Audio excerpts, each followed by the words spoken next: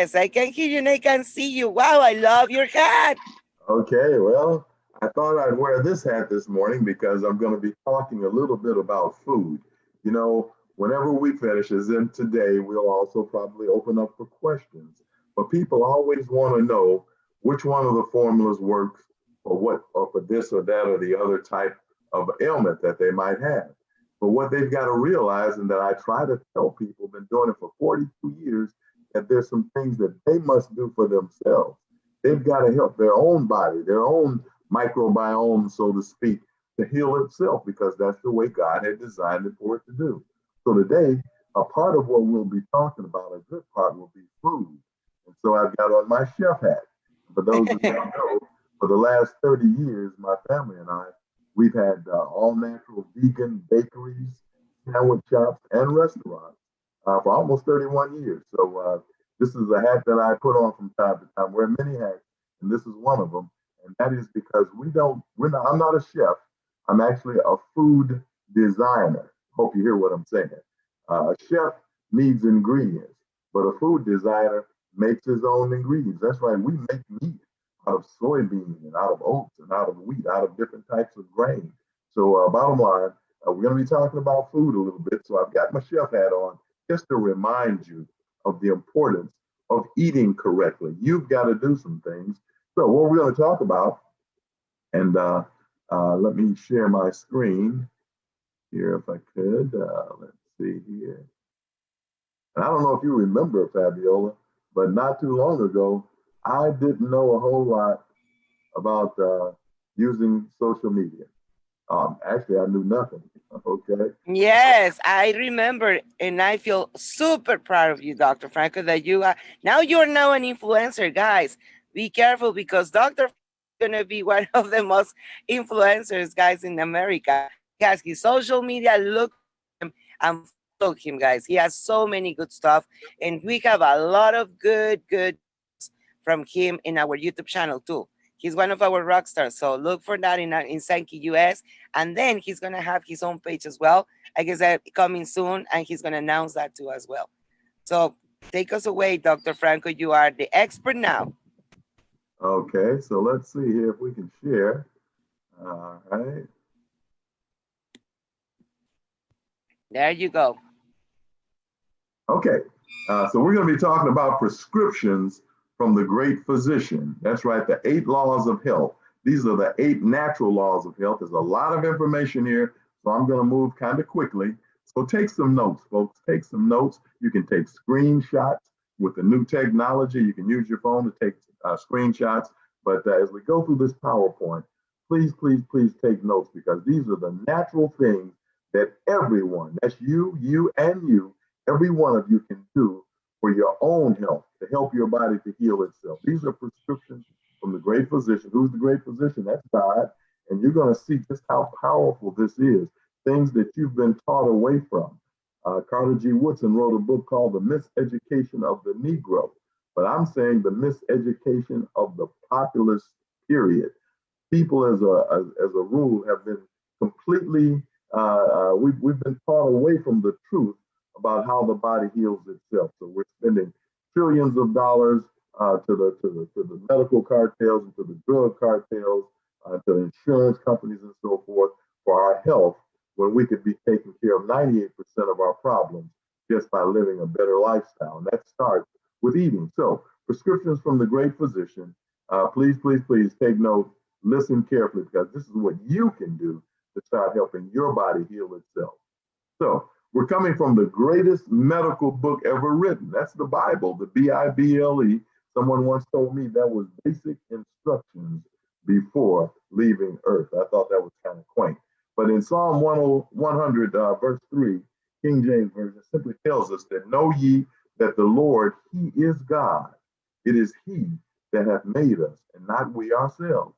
We are his people and the sheep of his pasture. So we need to know that we were all basically created and designed by God, this wonderful body. And just like with most machines or cars or automobiles, in the glove compartment, they put an owner's manual. And that owner's manual is placed in there by the manufacturer because the manufacturer knows what should go in that body. So since our body was manufactured by God, then his owner's manual is the Bible. And I'm going to show you just how powerful it is. God gave us prescriptions. That's right. And Psalm 119, verse 73 says, thy hands have fashioned me. That's right. God made us.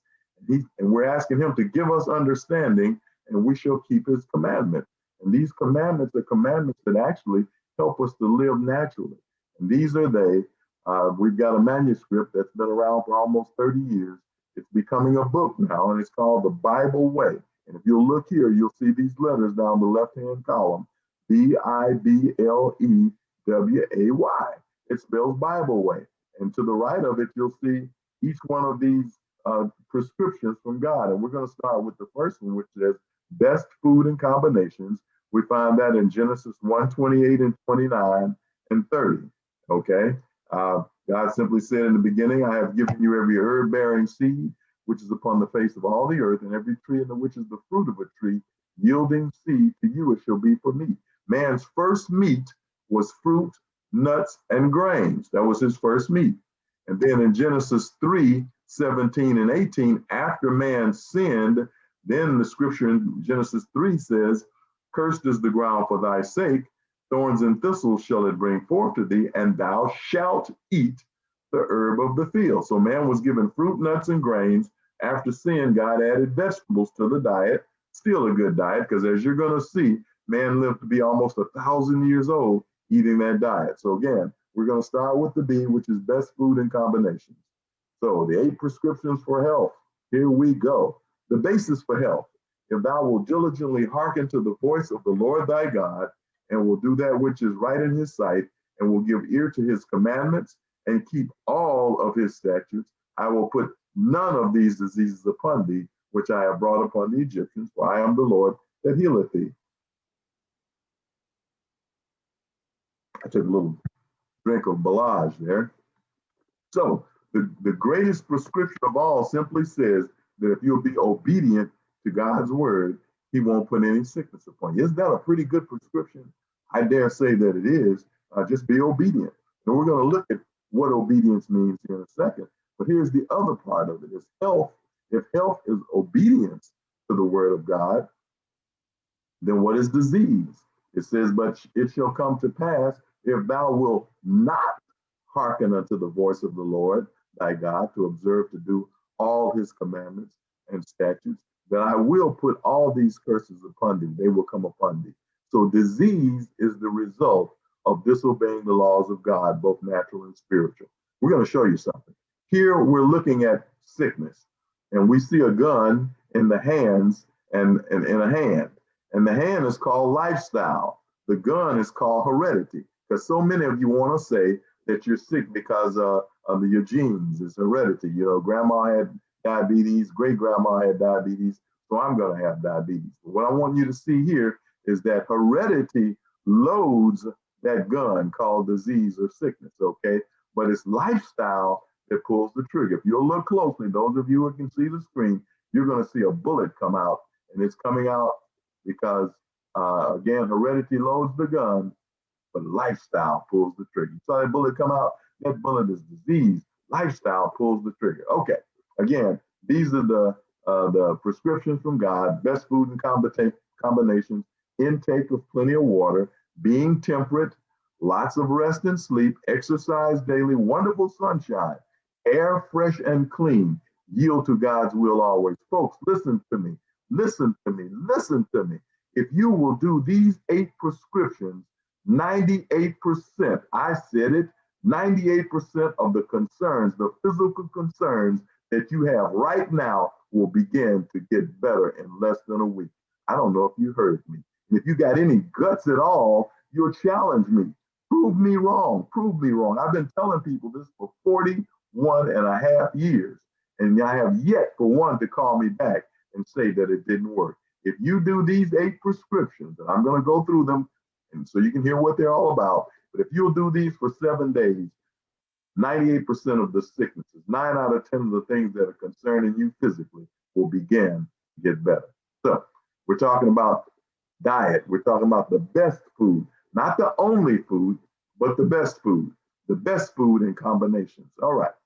Again, I always say to you that eating foods with a face is not God's design for the human race. We just gave you the scripture. In the scripture, he gave us fruit, nuts, and grains. He didn't give us animal products and sausage and bacon and barbecue and so forth. And if God had designed for you to eat animals, there would have been pork chop trees, barbecue vines, and hot wing bushes. Are y'all listening to me? But it wasn't so. Not saying that you can't eat the animals, but there was a reason, because that wasn't God's design for you to live forever or for 1,000 years even. Animal diseases that threaten health. Now we're going to find out that most of the diseases that we know about came from animals. E. coli bacteria, listeria, salmonella, bovine leukemia, that's cow virus, okay, leukemia, cow AIDS, okay, BIV, all these came from what? Animals, and we eat them. Cancer, Clostridium perfringens, Campylobacter, Yersinia, Crohn's, all of these came from animals. Are y'all listening to me? You got to hear this. Diseases associated with the handling of animals. We've got all these pets. I'm not saying you can't have a pet, but you got to realize that most of the diseases we have, 9 out of 10, 98 out of 100, came from animals, folks. Multiple myeloma, Paget's disease, melanoma, lymphoma, stomach cancer, all of these came from animals. Prostate cancer, Hodgkin's disease, leukemia. Other diseases associated with animal product and exposure are trichinosis. You've heard about the worms and hookworms and tapeworms and so forth that come out of eating pork. But all animals have worms: hookworms, rabies, leptospirosis, cholera, anthrax. Are y'all listening? These are things that came from animals and jumped into man, just like the COVID, okay, came from a bat to a human. All these diseases have always come from animals and are eating them and handling them. Fish tapeworm, keep going. Hantavirus, roundworm, plague, the bubonic plague, pork tapeworm, beef tapeworm, ringworm, giardia, cryptosporiosis, all of these from animals. Again, eating flesh food increases disease 10 times more in humans. Are you getting this? 10 times more just the eating of the flesh of dead animals, folks. So again, eating foods with a face is not God's design for the human race. And I'll keep saying that as we go forward. I know I used to love animals. I ate everything that came from the animal kingdom. I ate a snake, snail, monkey, moose, bear, Kodiak bear, alligator, kangaroo. I ate ants. I ate everything that they said was the coup de grace. And I was sick unto death until I changed my diet. So there are those who ought to be awake to the danger of meat eating, who are still eating the flesh of animals, thus endangering the physical, mental, and spiritual health. Many who are now half converted on the question of meat eating will go from God's people to walk no more with them. You see it every day. You hear the sirens. 9 out of 10 of those are heart attacks, possibly cancer, diabetes, and so forth. Folks, are you listening? These all come from eating animals. Cancers, tumors, and pulmonary diseases, this heart problems, are largely caused by meat eating. Now you see all this fresh looking red, really good looking meat, right? And it's sitting in the butcher's shelf. But if he doesn't sell, say, this steak right here today, guess what? Tomorrow they'll pull it back out again. If they don't sell it tomorrow, it'll come back out again the next day until they sell it. How can meat last that long when we know that dead things turn gray, black, and putrefy within hours? So how can this be? It's because of all the embalming fluids, the nitrates, the sulfites, all the poisonous, toxic, cancer-causing stuff that they put in there, meat, to make it look good. And then we fry it. Everything is greasy, okay? It's loaded with grease, saturated fat that your body can't break down. It makes waxy buildup in your arteries and veins, and it sets you up for heart attacks, strokes, aneurysms, and so forth. The liability to take disease is increased tenfold, 10 times by eating animals, folks. But I eat white meat, I eat fish, okay? Listen to this. In many places, fish become so contaminated by the filth on which they feed as to be a cause of disease. They feed close to the shore. They spawn and lay their eggs where? Close to the shore. Are you getting this? So that the eggs can actually have something to attach to so that they can be born, and then they do what? Swim out into the ocean. It says this is especially the case where the fish come in contact with the sewage and the garbage of the large cities. The fish that feed on the contents of these drains may pass into the distant waters and may be caught where the water is pure and fresh. So we're eating what we feel is freshwater fish. Thus, when these fish are used as food, they bring disease and death onto those who do not suspect the danger of where they actually feed, where they actually spawn, where they actually lay their eggs, on the shore where all the waste from industry gets into their bodies. And what about this picture? What's wrong with this picture? You see this man drinking milk. I know it's a little exaggerated. He doesn't get down on his hands and knees and get to the udder. But again, he still drinks another animal's milk. And human beings are the only people, only mammals that will drink another animal's milk and definitely pass the time that the baby is growing to 2 to 3 times his length. And you see the calf over here, he's eating grass and drinking water, and he's wondering what's wrong with the human being over here drinking milk. Don't you think if milk was necessary that the calf would keep drinking it? If he were to go back to try to get milk, his mother would kick him in the face. But again, now we see human beings, fathers, daughters, children, sons, all drinking milk. You know, they got the commercial called Got Milk. Well, if you got milk, you got something else. You got mucus because it's so acidic that it sets up the mucus. Even SIDS, sudden infant death syndrome, has never, ever, ever, ever, never, never, ever been found in a breastfed child. Always in children that drink milk from babies. When the mother doesn't breastfeed or can't breastfeed, and the baby starts with the milk with sugared down, butter fatted milk that comes from the cow with all the acid in it, all the inflammation and mucus, that's when you get sudden death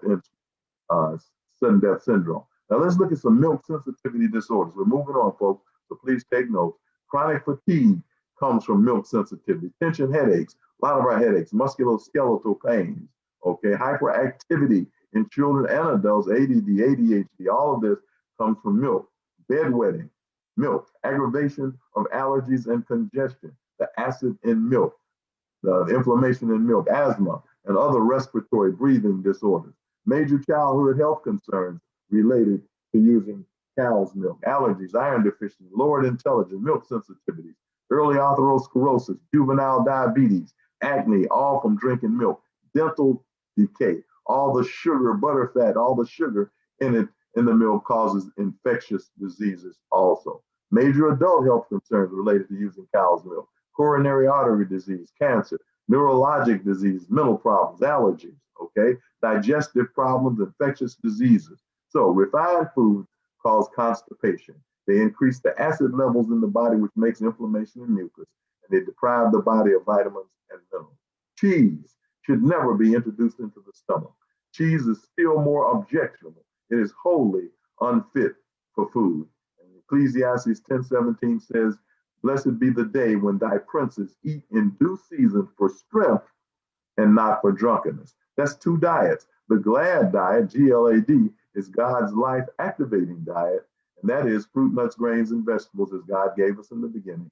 And the drunkenness diet, or the SAD diet, standard American diet, is all the garbage that we eat. And we're going to look at that from SAD to GLAD, standard American diet to God's life activating diet. Let's look at the standard American diet. White bread, white rice, ice cream, cake, cookies, pies, sodas, and animal products. They're what? High in fat, low in fiber, high in protein, which we need very little of, and low in nutrients. Almost no nutrient, no caloric value whatsoever. And then we've got refined sugar. And you see all the nutrients are basically taken out of the vegetable or the grain when it is made into sugar.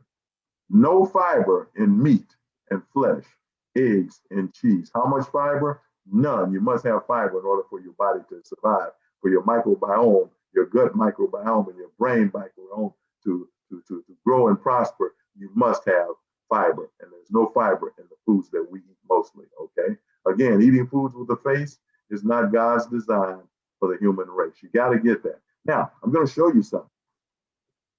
I showed you that the scriptures told us what to eat in Genesis, the first chapter, then fruit, nuts, and grains. And then in Genesis, the third chapter, God added vegetables. But something happened later on in the sixth chapter. God allowed man to eat meat. But before he gave him that allowance, this is how long people live how people live. how long they live. Longevity, Adam lived 930, Seth 912, Enos, all the way down to Noah, who lived 950 years. Methuselah lived 969. And what were they eating? Fruit, nuts, grains, and vegetables. A great diet. In 1973, the Crohn's Colitis Foundation, cancer, diabetes, all heart problems, they all came together and said that if man ate a certain diet, all those diseases would go away. The CDC says it today, and that is what? A fiber-based diet, fiber, which is what? Fruit, nuts, grains, and vegetables. So in 1973, they agreed to what God showed us here 6,000 years ago. So before the flood, when man had not been given the permission to eat animals, he was eating fruit, nuts, grains, and vegetables. He lived to be an average of 900 years. Now let's look at what happened after the flood, when he was given the permission to eat animals because he was going to eat them anyway. We see that Noah's son, Noah lived to be 940. His son Shem lived to be only 600, dropped 300 years. And what was the difference? Eating meat. Arphaxad, his son, lived to be 438, dropped another 200 years. Selah, 433, Eber, 464. All these are sons. Eber's son Peleg lived to be 239, on down to Terah, 205 years. His son Abraham, only 175. So what happened? When God allowed man to eat the animals, the average lifespan was only 317 years. So God allowed man's longevity to drop because he was eating the carcasses of dead animals. I hope you see this, folks. It's powerful. It's powerful. Now, flesh food came into existence after the flood. We see and here is the scripture, Genesis 7:2. He has already given us fruit, nuts, grains, and then vegetables after sin. Now, after he destroyed the earth, he says, of every clean beast, thou shalt take to thee by sevens, the male and his female, and of beasts that are not clean by two, the male and his female. So we were allowed to eat the animals. But there were restrictions. There were restrictions. There was never a restriction for eating watermelon and broccoli, but there was a restriction for eating animals. Said in Leviticus 17:10-14, no blood can be eaten with the animal. No fat can be eaten with the animal, and you must eat the animal within 3 days to keep it from being rotted and putrefied and killing you. Do you think that the blood situation, he said no blood because he knew in 2021 that most of our diseases would be blood type diseases like the diabetes in the blood, so for the cancer in the blood, and that the rest would be fat type like fat type sicknesses like cardiovascular problems, gout, diabetes, all these caused by too much fat or too much grease. He didn't say, he just said, don't eat it. Don't eat it with the fat in the blood. And he didn't say that you're going to have diabetes, you're going to have cancer.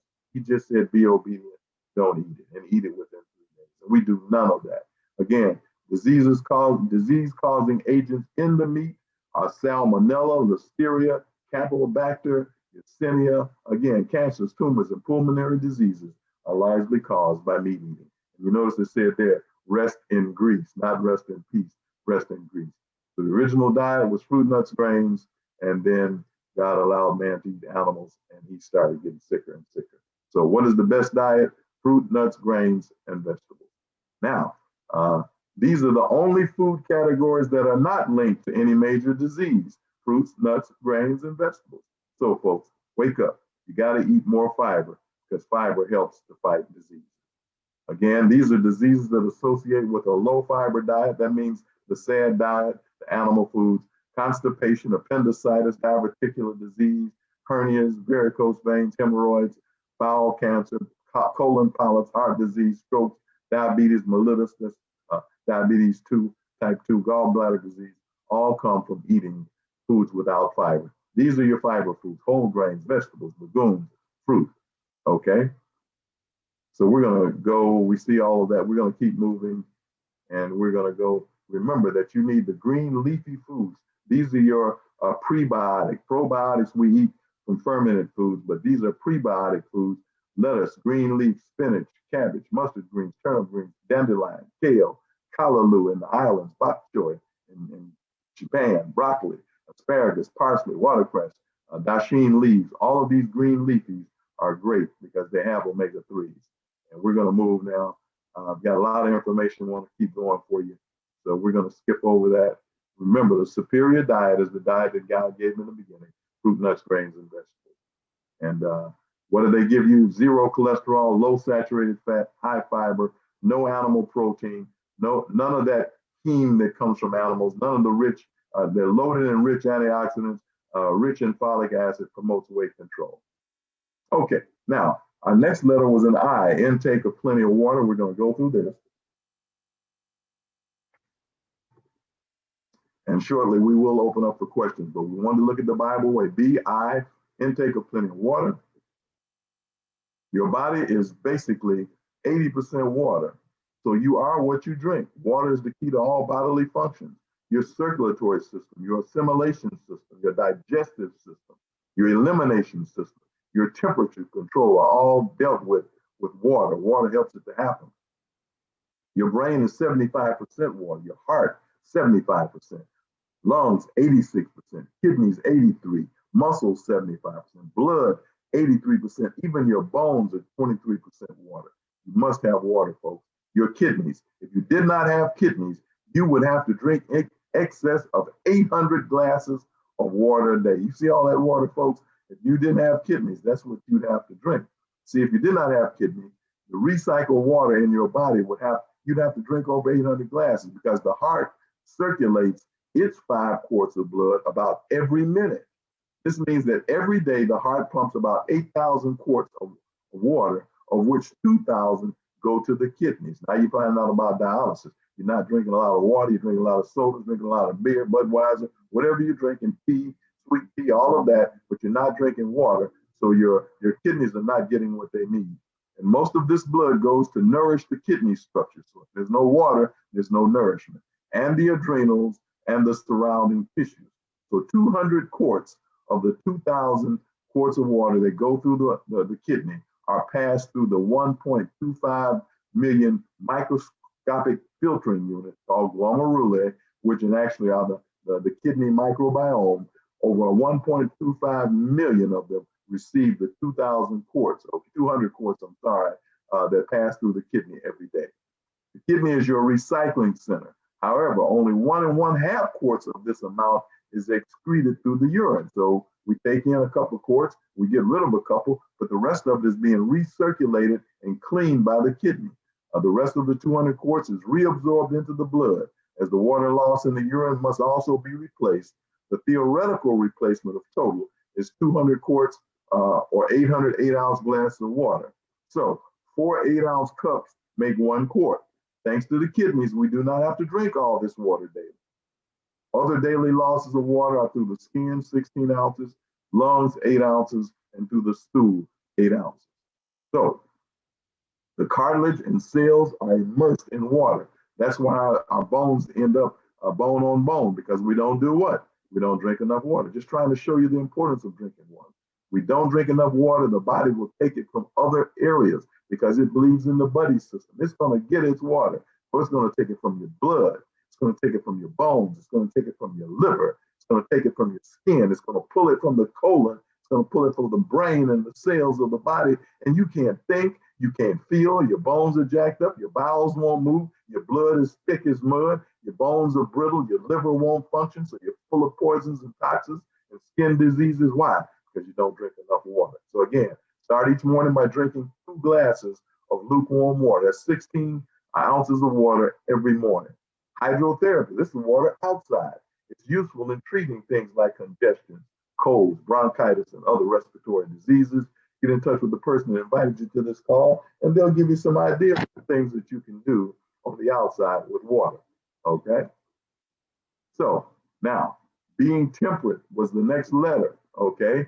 Don't overdo it. What do we mean? Alcohol, cigarettes, smoke, chocolates, all that kind of stuff you don't need, because alcoholic beverages destroy the cells of the body, especially the liver and the kidney. Coffee affects the function of all the cells of your body. Beverages that are full of caffeine would be sodas, coffee, tea. What do? They becloud the intellect. They dumb your mind. They benumb the energies. They excite the nervous system. Then later they depress and exhaust the body. They drop you way back down. Here it says, wanted for stealing. Sugar robs your body of B vitamins. Listen, folks, you got to get this. Sugar contains no nutrients, but it requires lots of nutrients to metabolize sugar. So your body uses up energy breaking down the sugar, but since there's nothing in the sugar, you get weaker and weaker and weaker and lose more and more of your energy. But look at this. Sugar weakens the immune system. Look at this, folks. Make a screenshot, write it down.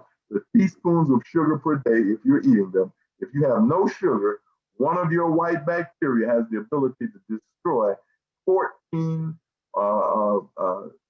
cells, okay?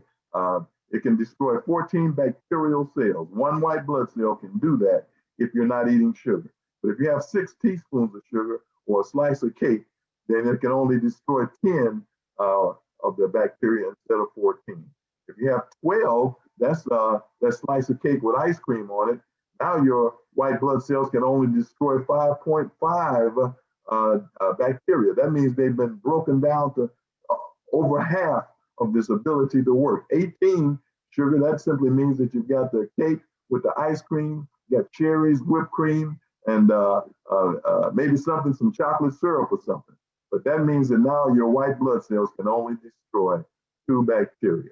And at 24, that's a couple of Snicker bars, that's Baby Ruth, that's a box of Krispy Kreme donuts, ice cream, cake, chocolate syrup, all of that. Now your white blood cells can only destroy 1 white blood cell. I'm sorry, 1 bacteria. That means that now you're a borderline diabetic. You're actually a full-blown diabetic at that point. Okay? So sugar destroys the B vitamins and destroys your immune system. Folks, you got to pay attention to this. What about chocolate? Look at this, look at this, look at this. Chocolate is habit forming and it causes asthma attacks, vomiting, itching mouth, abdominal pain, cough, clogged nose, itching hives, sores around the mouth, nausea, and acne. We're talking about chocolate, folks, that thing we love so much. But look at these chocolate facts. Theobromine irritates the central nervous system, causing what? Insomnia, itching, depression, and anxiety. Additives that are in the chocolate are required to mask the bitterness because chocolate naturally is bitter. These additives contain large amounts of sugar along with oils and dairy products. Sanitation standards are lower than those practiced in the United States. Where they make this chocolate, the United States is not there to do what? Tell them how to keep the health standards up. Excuse me, I took another drink of Belage. Now look at this, folks. Pay attention, pay attention, pay attention. I've been telling folks this for many years. The FDA, which is the Food and Drug Administration, we call it the food defect action levels. Watch this. Visible or solid animal excreta must not exceed 10 milligrams per pound. What am I saying? I'm saying that the mice, the bats, the raccoons, and so forth that are inside of the factory, and all these factories are loaded with animals, they can drop their hairs and their excreta, which is doo-doo, into the food. But a certain amount of it is allowed because they can't stop it. So 120 fragments per cup or 2 rodent hairs per cup allowed. In other words, 120 drops of rat doo-doo or 2 rodent hairs are allowed for every cup of chocolate. Let me show you what I'm saying. Look at that chocolate bar there, folks. What do you see here? Okay, you see a rat. Now watch the rat. The rat's up above the chocolate, and what's happening? He's dropping hairs and doo-doo into the chocolate. And again, if there's no more than 120 fragments per cup of the chocolate, and if there's no more than 10 milligrams of excreta or doo-doo, okay, feces, then they will allow it because they can't stop it all, so they have to have a certain amount of allowance in the chocolate that you're eating. Oh, folks, one more time, I want you to make sure you see this. Your chocolate is allowed by the FDA a certain amount of doo-doo and visible hairs can be dropped in. In other words, the doo-doo can be 10 milligrams per pound or 120 insect fragments per pound or 2 rodent hairs per pound. Folks, I got to just let you look at this. I'm going to come forward with this one more time so that you can see it. Watch the rat as he comes across. You got to see this. I want this picture to stay in your mind. The FDA, I'm calling it the food defect action levels. They have levels. Are you seeing that? Rat hairs and doo-doo, visible. They can see it as long as it doesn't exceed 10 milligrams of doo-doo per pound, insect doo-doo. It could be raccoon doo-doo, it could be bat doo-doo, it doesn't matter. As long as it's not more than 10 milligrams per pound, they can pass it. And as long as there's not more than 120 insect fragments or rodent hairs in a cup, it's okay. What does that mean? That means if you had a building, imagine a building in the warehouse the size of a box car, and that was full of chocolate. As long as if there was a bathtub in there full of rat doo-doo and rat hairs, that would be acceptable. That's right, that would be acceptable. I hope y'all are listening to me because y'all sucking up that chocolate, eating it down. It's destroying you in other ways, but it's got all that waste and filth in it that you don't even realize is there. So, what about the effects of cheese? Allergies, constipation, neurotransmitters, mess with the brain. You can't think like you're supposed to. The tyramine in the cheese confuses brain cells, and it's found abundantly in cheese and also in wines, rich foods, okay? So definitely the cheese. So again, other things you don't want to do is you don't want to eat snacks between meals. Eat your meals, get full for each meal, and then don't eat anything in between because again, it sets you up for sickness.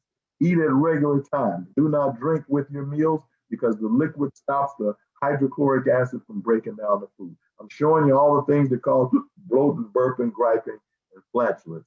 With your drinking, it can destroy your food. All right, so we're going to move on. You got to get lots of rest and sleep. We talk about this all the time. Okay? The sleep of a laboring man is sweet. That's what it says in Ecclesiastes 5:12. Physical exercise promotes restful sleep, folks. Even you're just getting your walking in. Rest is healing and gives the body a boost in overcoming infection. It helps to boost your immune system. In daylight hours, the pineal gland synthesizes serotonin. In the absence of light, that means when you sleep, it converts serotonin to melatonin. Serotonin levels fall and the melatonin levels rise at night, and that gives you what? The ability to sleep. It helps you to sleep well, peaceful sleep.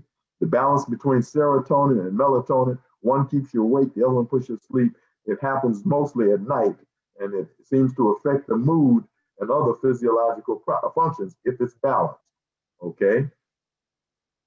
It is vain for you to rise up early and to sit up late to eat the bread of sorrows, for so he giveth his beloved sleep. God gives you sleep. He gives you rest. He knew you needed rest. So your body does a lot of reverberating and reboosting and coming back up at night. The best rest comes to those who eat their last meal at least 4 hours before going to sleep. 4 hours before going to sleep, make sure you've eaten so that you won't be trying to sleep and digest food at the same time. Because then you'll just wake up, what, tired and hungry. So again, what about lost sleep? It cannot be recovered. For every 1 hour that you miss, that's 7 in a week. That's what? That's a whole night of rest that you've lost in a week. So what about exercise? That's our next prescription, E, for exercise daily. I must walk today and tomorrow and the day following. Luke 13:33. God took man and placed him in the Garden of Eden and to do what? Dress it and to keep it. How do you dress and keep a garden? Well, you have to clean it up. You have to pull out the weeds. So he made Adam and Eve farmers, even though they were made perfect, because he knew that if you didn't use it, you lose it. So exercise is important. Exercise strengthens the muscles, the bones, the ligaments, and it prevents osteoporosis.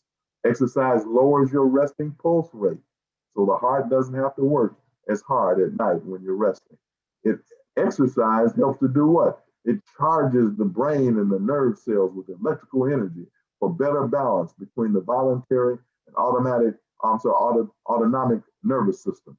It helps your body to talk to your brain to talk to your body, and so the synapses are good and the body is calm, and you're able to have a peaceful day. Exercise helps to lose what? Excess fat. Exercise again produces more energy than it uses, so it's working for you. Exercise stimulates the production of endorphins, increasing the threshold for pain. That's right, exercise, and providing a relaxed sense of well-being. Exercise helps with digestion. It helps promote intestinal activity, makes the food digest the way it's supposed to. It reduces gas and constipation. Exercise, very important. It also improves the control of blood glucose levels. That's right. You see, this lion is your glucose, that's your sugar, and with the exercise, you can do what? Keep that sugar under control. Exercise is so important. All right. Now, we're going to go to our next letter. It's a W, standing for wonderful sunshine. And the scripture says, the Son of Righteousness shall arise with healing in his wings. That's right. God gave you sunshine for healing. In Genesis, the first chapter, he says that he put two great lights in the sky, the greater light, which is the sun, to rule by day, and the lesser light by night. What does the sun do for us? Well, sunlight changes the cholesterol in the skin to vitamin D. It breaks down the ergocalciferol, turns it into calciferol, and once it's broken down, it's driven into the liver, that liver that we talked about a minute ago, and it's what? Kept there in the form of vitamin D until the body needs it. In other words, when calcium comes out, the vitamin D mixes with it, and it gives us what? Strong bones, strong hair, strong teeth, strong nails. But again, vitamin D is necessary for the absorption of calcium. Sunlight also increases the oxygen levels in the blood. Are y'all listening to me? Sunlight stimulates the liver in all of its functions. Remember, the liver has to do several things, but basically it helps with digestion and the removing of toxins. But what destroys it? Viruses and what? Alcohol, especially, and obesity. All of these destroy the microbiome of the liver, and we start getting into serious problems because the liver is so very, very important. So sunlight also does what? It increases the white blood cell count. So the sunlight helps to increase our immune system, and it strengthens the natural killer cells. Those are the most powerful cells that you have in your homeland security, called the immune system. The sunlight helps to do that. Think about it. Some of you jump into your car and you got your air conditioner on. You drive straight to work. You jump out, go to work. You jump out in the evening, get back in your car, come straight home, and you get no sunlight. You've got people laying in the house or sit in the house in wheelchairs, never get sunlight. Wheel them out on the porch. Let them get some sunlight, because sunlight helps to prevent infection and it kills germs. Bodily daily requirement is 400 units. That's simply 15 minutes on your back of your hands and on your face is enough to give you the required amounts of vitamin D. Okay? All right. Let's look at another letter. That's A. We've done B-I-B-L-E-W. Now we're going to A, air, fresh, and clean. What about air? Every cell in our body must breathe to stay alive. And you see here, red blood cells sitting around the table, and they're saying, I know we're all starving for oxygen, but there just isn't enough in the bloodstream to meet our daily needs. Why? Because we don't breathe properly. We don't get the exercise. I'm going to talk to you about a solution in a minute. But look at this. The lungs contain 300 million air cells. This is the lung microbiome, 300 million air cells. They handle 5 quarts of blood per minute. They discharge 30 quarts of CO2 or carbon dioxide every hour. So the lungs are important, crucial to life. The lungs are constantly doing what? Taking care of impurities, and they need to be constantly supplied with fresh air.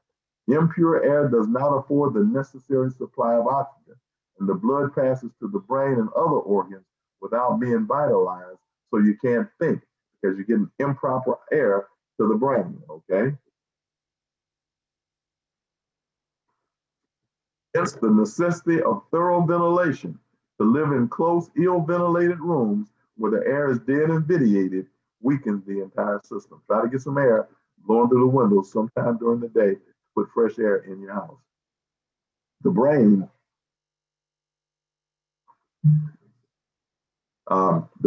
and oxygen, the brain uses 20 to 25% of the oxygen. By the way, we're going to get to questions here in just a few moments. So by God's grace, the brain uses 20 to 25% of oxygen in the blood. The lack of oxygen first affects the higher center of the brain, and then it retards our digestion. Your gut biome, your brain biome are important. Oxygen does what? Plus glucose gives you energy. Cancer cells cannot live in oxygen. Shallow breathing keeps us from having. We need to do what we call oxygen cocktails. Breathe in through the nostrils, count to 10 going in, breathe out through the mouth, and count to 5 going out. These are oxygen cocktails which will help you. Then don't forget to pray, yield to God's will always, because stress is a good part of why we're sick, because the mind affects the body. Fear does what? It increases the heart rate, blood vessels constrict, immune system is weakened. more nutrients used up, and less waste to remove. So bottom line, we want to pray and ask God for assistance. We want to lean on his will because the stress in our body shut down the digestive system. Remember, stress lowers potassium and calcium. It affects our adrenal gland. It messes with our brain. It suppresses the immune system. Stress, folks, it creates emotional response in the brain and disturbs everything. Emotional stresses and disturbances can cause practically any disease. What is stress? Stress is simply self-trust restricts every spiritual success. You're leaning on yourself. You're not going to God for help, okay? Finding rest in stress. If you look at stress, you can find REST is in there. You just got to go to God and get that assistance, okay?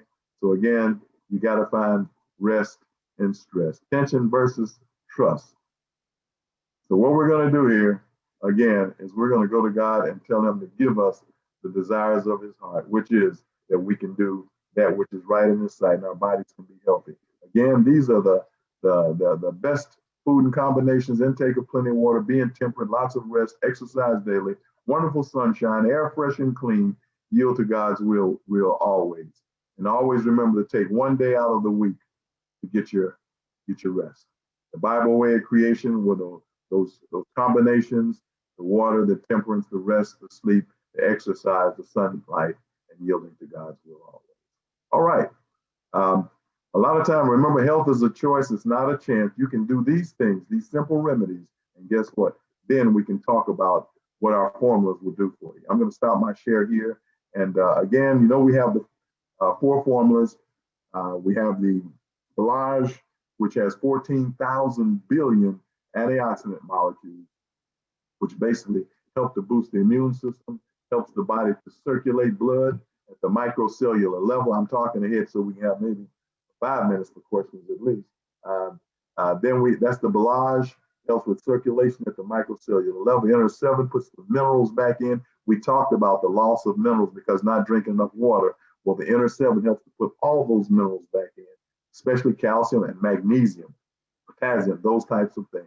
Helps to hydrate the body, help the body to be at a pH of 7.5, which is automatically in down the middle, and we're getting good burn, good thermogenesis from the quinine, which helps to burn up the fats, the starches, and the sugars in the bloodstream at night while we're asleep. So we wake up with the blood sugar down, the heart rate down, blood pressure down, a waistline going in, and we get a good night's sleep. The Hasaki, of course, has over 596 metabolites, which helps to balance the body in the gut microbiome, giving us ability to take in 20% more protein and balance the body so that the gut and the brain connection are well done. They're balanced, so the body is in a position to do what basically heal itself. Those are our formulas, and what we want to do, you can get back with the person and introduce you to the call, find out more about our formulas.